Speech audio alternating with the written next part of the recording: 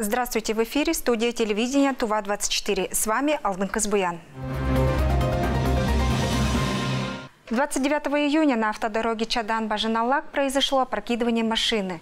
В результате дорожно-транспортного происшествия погиб несовершеннолетний. Подробнее в материале Сайгына Бюрбю.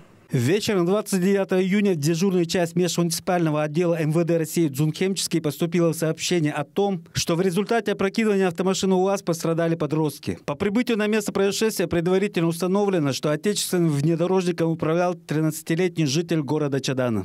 Так, 7 подростков в возрасте от 12 до 14 лет, они направились в село Баженалак. На обратном пути уже в 19 часов 58 минут севший за руль другой 13-летний житель города Чадана в силу своего возраста и неопытности, конечно же, не справился с рулевым управлением, в результате чего допустил опрокидывание транспортного средства. В результате автоаварии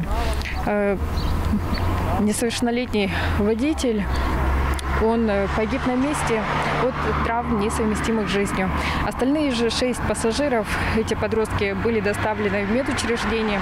Они были отпущены на амбулаторное лечение. Родным и близким погибшего мальчика выражаю глубокое соболезнование, стойкости и мужества в такой трудный момент. В город Чадан выехала рабочая группа правительства в составе представителей Министерств общественной безопасности, образования и науки. В целом слабо работает социальный блок по организации детского летнего отдыха. В нынешних условиях, когда все так же продолжается пандемия COVID-19, контроль должен быть всесторонний и жесткий. Даже незначительное упущение может привести к печальным последствиям. Требую усилить все профилактические мероприятия. Призываю родителей быть ответственнее к жизни и здоровью детей, а также ни в коем случае не давать ключи от машины несовершеннолетним. Установлено, что автомашина УАЗ принадлежит родителям одного из пассажиров. Установлено, что на тот момент, когда подросток брал ключи, они лежали на виду. Кроме того, родители подростка, на попечении которых находилось 6 детей, они были в состоянии опьянения и распивали спиртные напитки с 27 июня. Таким образом, отсутствие родительского контроля позволило подростку взять лежавшие в свободном доступе ключи от автомобиля. По факту дорожно-транспортного происшествия, произошедшего на территории Дзунхемческого района, с участием 7 несовершеннолетних, в том числе один ребенок погиб, следственными органами Следственного комитета России по Республике Тыва организовано проведение процессуальной проверки. В настоящее время следователь провел осмотр места происшествия. Будут устанавливаться обстоятельства, приведшие к данной трагедии, обстоятельства передачи несовершеннолетнему данного транспортного средства. Для установления причины смерти несовершеннолетнего водителя и других пострадавших назначена судебно-медицинская экспертиза. И будут установлены причины и условия, которые способствовали данному происшествию. По результатам проверки будет принято процессуальное решение. Данное ДТП уже вызвало в республике общественный резонанс. Вместе с настоящим происшествием в Туве с начала года погибло 6 детей. Из них 2 несовершеннолетних водителя и 4 пассажира. В целях недопущения фактов управления транспортными средствами несовершеннолетними Управление ГИБДД МВД по Республике Тыва настоятельно призывает родителей и взрослых к ответственному отношению к своим детям и подросткам. Потому что в силу своего возраста дети и подростки, они не понимают, что транспорт является источником, в первую очередь, повышенной опасности. И необдуманные поступки управления, они могут привести к трагическим последствиям. Сайгын Бюрбю, Артыш Бартан, Мирана Иргит, Тува-24. С учетом обостряющейся эпидситуации, деятельность всех детских лагерей отдыха досрочно прекратить. Такое решение принято 29 июня на экстренном заседании правительства под руководством исполняющего обязанности главы Тувы Владислава Ховалыга. В течение 2 дней дети должны быть организованно доставлены домой. Далее продолжит Мадр Сандан. Подготовка к летнему отдыху детей с поправкой на коронавирус началась еще в феврале. Перед стартом сезона работники лагерей и дети прошли медосмотр и обследование. Тем не менее, 24 июня в лагере Байлак зарегистрирован первый случай COVID-19. С этого дня статистика заболеваемости среди детей только растет. Эпидобстановка на территории республики имеет сторону увеличения. Да. В среднем в сутки мы регистрируем от 70 до 80 фактов, в том числе и взрослых и детей. За прошлую неделю были зарегистрированы факты 95 случаев детей до 18 лет. И в связи с тем, что погодные условия на сегодняшний день очень дают о себе знать, в особенности в лагерях, которые расположены на Чагатае. Вчера вечером также оперативным штабом и временно исполняющим обязанности главы республики Владиславом Тавичтаевичем Хавалы принято решение в целях обеспечения защиты несовершеннолетних, охраны здоровья детей. Принято решение о закрытии всех лагерей, и дневных, и стационарных, начиная с сегодняшнего дня. После ковидной вспышки в лагере Байлак Минобрнауки Тувы запустил анонимный опрос граждан в социальных сетях. Около 70% респондентов ответили, что в условиях пандемии отдых детей в лагерях отдыха продолжать не стоит. Очень жаль, что такая ситуация получилась, но тем не менее мы должны осознать и понимать ситуацию в республике нашей. Поэтому второй сезон, который мы должны были открыть 8-9 числа, значит, это будет переноситься на более поздний срок, пока ситуация в республике улучшится. Пока речь идет только об отмене второго сезона отдыха. Третий сезон могут разрешить только при улучшении эпидситуации. Теперь приоритетная задача – выздоровление заболевших детей и недопущение дальнейшего распространения инфекции среди контактных лиц, отметил на совещании Владислав Хавалы. В настоящее время, состояние детей стабильно. Дети, которые находятся в детском отделении Республиканской детской больницы, которые развернуты под коронавирусную инфекцию, состояние их средней тяжести, ближе к удовлетворительному. 31 ребенок в настоящее время находится, 11 уже выписали на амбулаторное долечение, у них получены отрицательные ПЦР-анализы. 36 детей у нас в настоящее время находятся в изоляторе, у которых ПЦР-анализы положительные, они под наблюдением, то есть без какой-то клинической выраженной картины. И 89 детей, которые находятся под наблюдением в обсерваторе, у них, за прошедшие сутки выявленных ПЦР-положительных детей не было, и они дальше находятся под наблюдением. Руководителям поручено организовать вывоз детей из лагерей и принять все профилактические меры. Возвращать детей начнут сегодня же, 30 июня. Будет организован и возврат денег за путевки. Более подробную информацию по этим вопросам можно получить по телефонам горячей линии Минобрнауки 27075 и Минтруда 21744. Мадар Сандан, Артыш Бартан, Тува 24. И в продолжении темы Следственный комитет Российской Федерации по Республике Тыва возбудил уголовное дело по факту заражения детей коронавирусной инфекцией. Об этом сообщила старший помощник руководителя регионального управления полковник юстиции Алла Нурсат.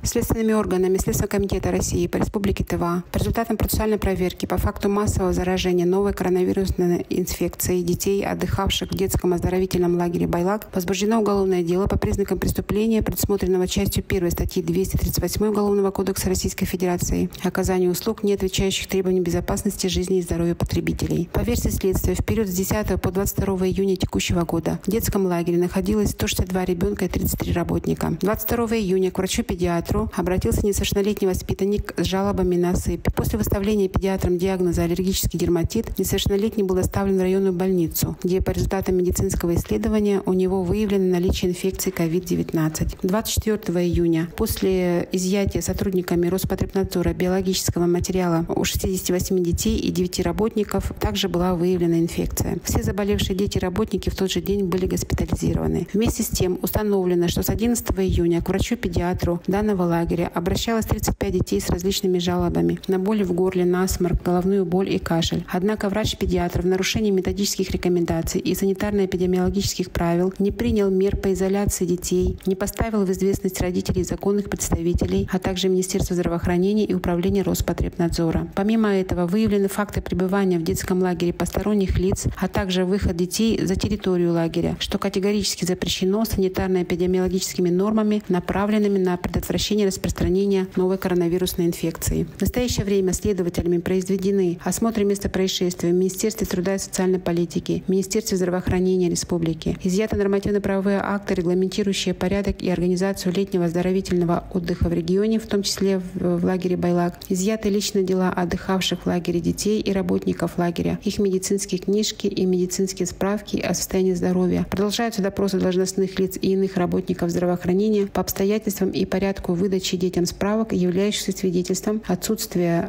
медицинских противопоказаний для пребывания в детском оздоровительном лагере. Расследование уголовного дела продолжается. Сегодня в Доме правительства исполняющий обязанности главы Тувы Владислав Ховалык провел прием граждан. Инициативы и просьбы касались сфер здравоохранения, образования и культуры. Подробнее в сюжете Айданы Ховалык. Сегодня на личном приеме у главы Тувы Владислава Ховалык побывали врач-травматолог-ортопед, заведующая детского сада номер 5 города Кызыла Рябина и коллектив Гослицея Республики, директор которого обратилась с просьбой сохранить образовательное учреждение. В 2017 году я подала министру возможность того, что есть школы нетиповые для одаренных детей. Нетиповые – это имеют возможность разрабатывать индивидуальный учебный план. Тогда никаких зарплат высоких не было. И с 2017 года мы защитили и получили вот статус нетиповой. В 2018 году, только в конце 2018 апреля, было постановление Республики Тыва. Там было только учителям зарплата 1 к 4. Только учителям. Администрация, технические работники, завхоз, шофер.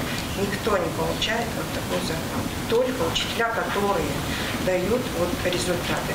Государственный лицей Республики Тыва является автономной нетиповой общеобразовательной организацией, первым инновационным лицеем в Туве для интеллектуально одаренных учащихся. В 2016 году лицей стал победителем всероссийского конкурса «Внутришкольная система оценки качества» с грантом 1 миллион рублей в рамках федеральной целевой программы развития образования на 2016-2020 годы. По аналогии с образовательным центром «Сириус» в городе Сочи на базе Гослицея Тувы создан региональный центр выявления и поддержки одаренных детей Республики Тыва по направлениям наука, спорт и культура. Но, как утверждает директор Гослицея, условий у них нет. Спортзал не соответствует стандартам, также не получится размещение учащихся из кажунов, ведь всего в интернате 16 мест, а столовая может разместить только до 36 человек. Директор Гослицея Вера Алденол просит привлечь для открытия центра «Сириус» другие лицеи Республики и Тувгу.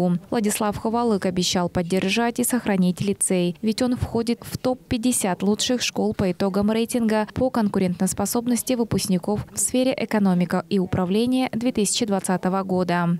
В России зарплата, скажем, не только учителей, и других, так сказать, медиков, да, по сравнению с другими более развитыми странами, естественно, желает оставлять лучшего. Вот. В этой связи, так сказать, что вы, допустим, по сравнению с другими образовательными учреждениями более достойные зарплаты получаете, конечно, не имея права, так сказать, осуждать или еще как-то, да. Но хотелось бы равных условий, да. У нас очень много школ, так сказать, да, все мы равны, да, равны должны быть, иметь возможности, да, ведя свою трудовую деятельность, обучая детей, так сказать, грамоте и вообще высоким, так скажем, образовательным технологиям и так далее.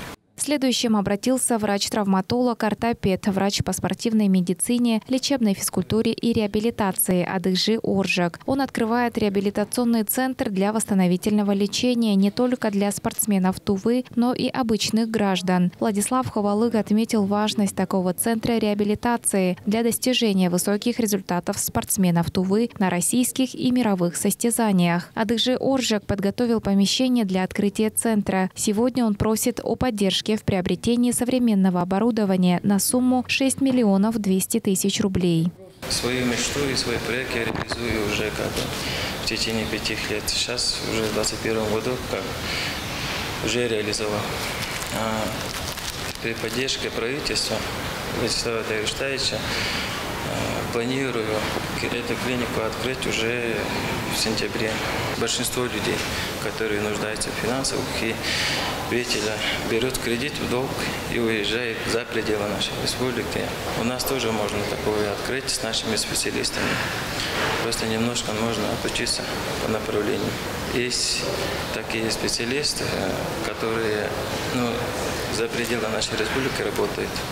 Если такую клинику, возможно, откроем, то они тоже к нам обратно потянутся, потому что есть их направление такое. Обращение заведующей детского сада номер 5 города Кызыла Рябина Натальи Сергеевой касалось предложения о модели этнокультурного пространства и восстановления традиционной культуры республики на базе Центра русской культуры. Айдана Холок, Буян Мангуш, Ангер Оржак, ТУВА 24. Военнослужащие инженерных подразделений Центрального военного округа возведут 5 мостов, чтобы обеспечить транспортную доступность к социальным объектам 2 районов Республики Тыва. Подробности у нашего корреспондента Айсу Мангуш. Прямо сейчас военнослужащие Центрального военного округа отправляются в путь, чтобы в Ивырском Кажуне построить новые мосты.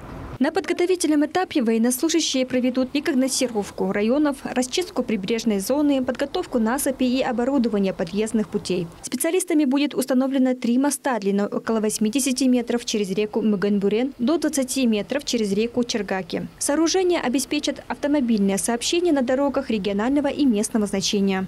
Колонна направляется в населенный пункт Саглы для наведения мостовых переправ через реки Республики Тыва. Своей задачей считаю обеспечение безопасности дорожного движения в ходе проведения тактико-специальных учений по наведению мостовых переправ. В колонии находится 8 единиц техники. Это специальная техника, предназначенная для наведения мостовых переправ. То есть там находится кран, экскаватор, топливозаправщики, специальные машины, то есть электростанции. И для передвижения крупногабаритной техники. В мероприятии задействовано около 100 военнослужащих и более 20 единиц специальной инженерной техники. Бульдозеры, экскаваторы, самосвалы, 40-тонные автокраны, топливозаправщик, грузовые автомобили, тралы и будки для оборудования.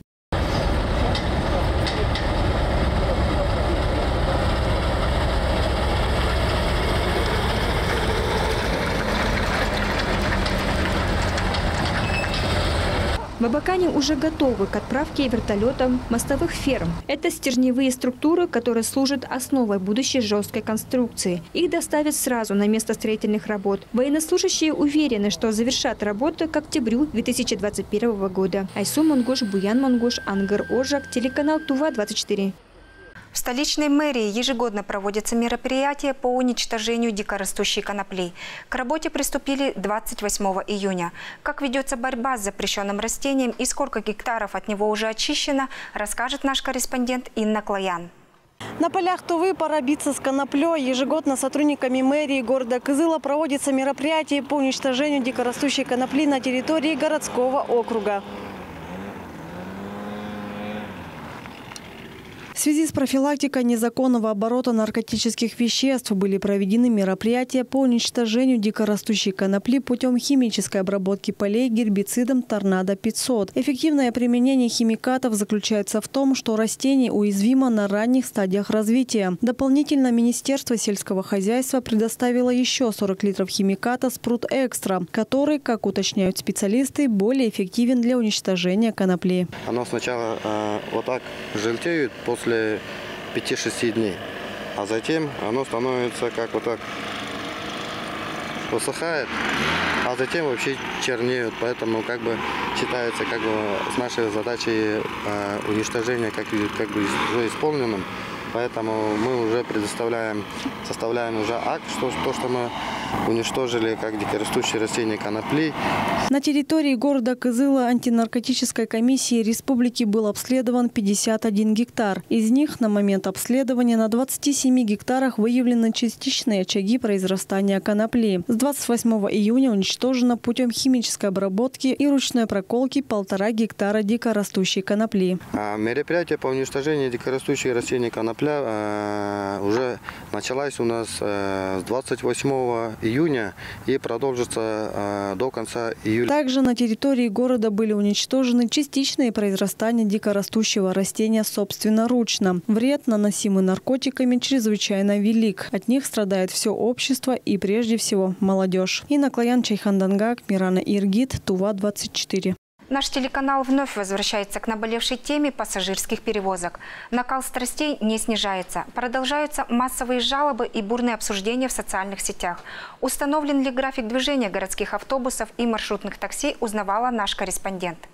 Жители города часто жалуются на то, что в утренние часы очень сложно уехать до работы, школы или детского сада. А все потому, что приходится долго ждать маршрутку. В субботу и воскресенье их вовсе не дождешься ни утром, ни днем, ни вечером. Проблема пассажирских перевозок существует уже давно, причем не только у нас в городе, но и в соседних регионах. Зачастую люди утром опаздывают на работу или на учебу, и даже на авиарейс из-за отсутствия автобусов или маршруток на линии. По результатам проведенных конкурсов заключены договоры с 61 индивидуальным предпринимателем и одним юридическим лицом. Это муниципальное унитарное предприятие «Казалгортранс». В том числе по маршруту 1А с 11 индивидуальными предпринимателями на данном маршруте задействовано 27 транспортных средств. В соответствии с пунктом 3.1.2 договора перевозчики обязаны обеспечить работу автобусов на маршрутах 100% регулярностью и соблюдением графика движения. В противном случае со стороны Министерства дорожно-транспортного комплекса в одностороннем порядке могут быть расторгнуты договора. Министерством полным ходом идут работы по подготовке дополнительных соглашений по ранее заключенным договорам, внесение графика движения автобусов. Как нам пояснили специалисты, мэрия города отвечает за пассажирские перевозки только в черте города. И договоры индивидуальные предприниматели заключают с мэрией. А за маршруты между городом и Кызыльским Кажуном отвечает Министерство дорожно-транспортного комплекса. Маршрут 1А выходит за пределы границ городского округа и является межмуниципальным. И вопрос по организации движения маршрута и остановочным пунктам относится к полномочиям Министерства дорожного транспорта республики. Таких специальных строгих графиков нету. Кто когда входит, тогда выходит. Ну так-то с утра 6:30, 6:15 начинается и до 9 вечера работает. Интервал 5 минут, рейс выходит в день от 16 до 20 автомашина. Проблема заключается в том, что рычагов воздействия на частных предпринимателей у госорганов нет. Большинство перевозчиков выезжают на маршрут, руководствуясь своей выгодой, а не интересами пассажиров. Так и получается долгое ожидание, испорченные нервы, перегрузы и отдавленные ноги. Айсу Монгуш, Буян Монгуш, Владимир Сюртюк, Ангар Оржак, телеканал ТУВ-24. На этом у меня все. Следите за нашими новостями в социальных сетях. Пусть завтра будет лучше, чем сегодня.